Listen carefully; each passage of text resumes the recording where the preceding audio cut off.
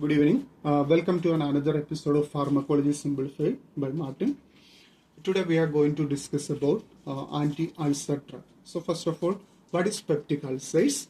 Peptic ulcers are open sores on the inner lining of the stomach and upper part of the small intestine. Then we are going to discuss about the classification of anti-ulcer drug. So they are mainly classified as four categories. The first one is called gastric acid secretion inhibitors. The second main category is gastric acid neutralizers. They are also known as antacids. The third category, ulcer protectives. And the last category, main category, that is anti-H. pylori drugs. So, we one by one we discuss the main category, gastric acid secretion inhibitors. We have 4 subtypes.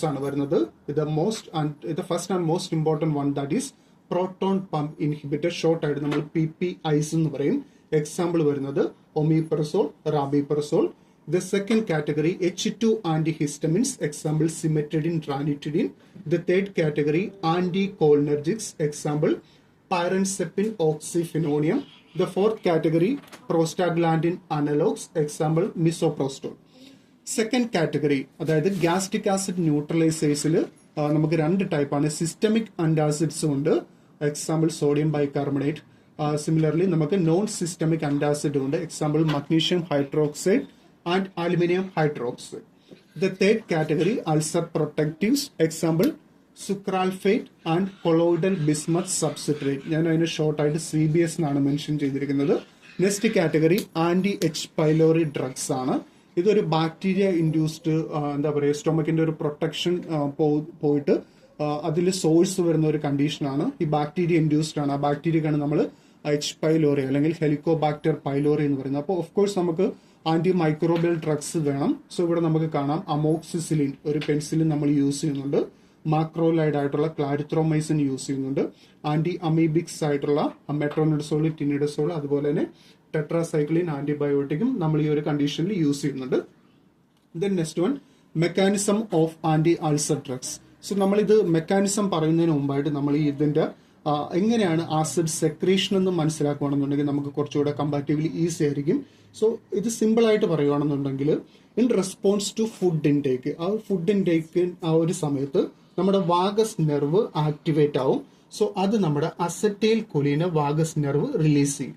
ഈ acetyl choline parietal സെൽസിലുള്ള M3 muscarinic റിസപ്റ്ററിനെ stimulate ചെയ്യും.